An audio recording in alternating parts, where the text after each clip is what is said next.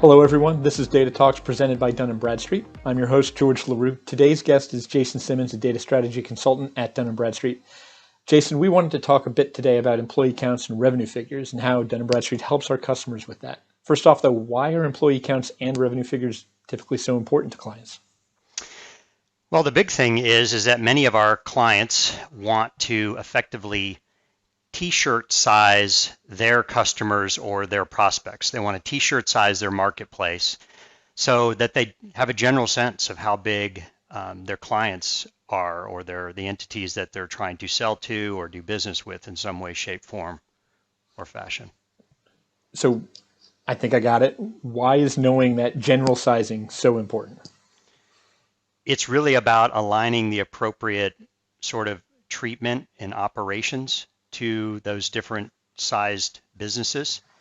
Some clients, large or small, require certain treatment strategy, and it's also, where do you want to spend your limited resources? No one has unlimited amounts of employees.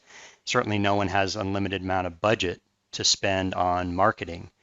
So it's like trying to figure out where you can get the best bang for your buck. And the first thing is knowing, who your big fish, your medium size, your small, and so on and so forth, so you can align your function and your processes against those. So, like you said, we're basically talking here about a method of prioritizing, segmenting, right? Yeah, we see that time and time again. I mean, I think the biggest use case that we see for that is sales planning cases. So few people are working with an unlimited amount of sales resources. And so, figuring out where are your big opportunities, who are your big customers or big prospects, and then aligning your sales makers against that is a pretty typical use case that we see. And to do that, employee counts and revenue size, those are two of the kind of primary metrics that our clients are using to try and create those t-shirt sizes to do that alignment, right? They're not the only ones, but the kind of the biggest ones. They are the biggest ones. I mean, everyone imagines that every entity out there, has those two measures inherently, and that they correlate to, the size of operation that you're dealing with. There are other measures, and some of our more complicated customers or more mature customers on this journey use other factors like the amount of square footage that's leased, for example, for warehousing, if they focus on products that would lend themselves to wanting to understand the size of a warehouse or size of square footage rented, then they might use those other sort of extraneous values. But for the most part, I think pretty commonly we see revenue and employees being leveraged.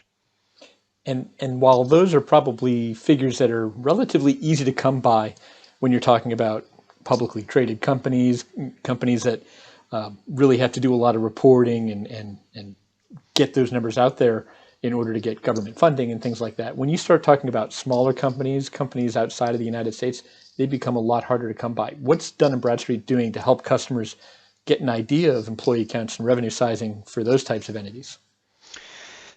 Well, D&B does our absolute best at acquiring as much publicly and even privately available information that's out there. We're trying to put as much of a detailed profile around every business that we possibly can in the world. And in our data cloud, we have roughly 450 million businesses that we uniquely identify with our DUNS number.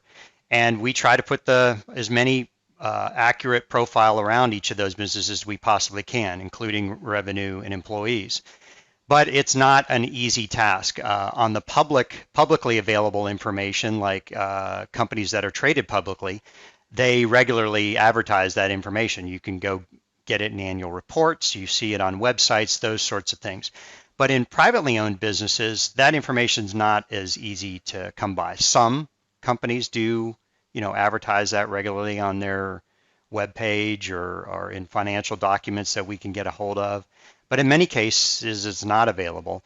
And in some cases, businesses don't want that information to be available. In their in their setting, in their country, or what have you, they may not want that information to be known, how much money they're making, how many employees work for them. So we end up with data that, in some respects, in some parts of our database, we have very reliable and accurate information. In other places, we have, where we're missing values. We're not able to collect that information, and that can be very difficult then to try and do t-shirt sizing off of a value that's effectively not there. Well, that's where modeling comes in, right? And we've got a model, the global sales employee model, that helps to fill some of those gaps. Can you talk about that a little bit? Absolutely. So I've been at D&B now almost going on 10 years here. And prior to coming to D&B and being a customer of D&B, there's been a couple of iterations of an answer to this from D&B. The latest of which is called the global sales employee model.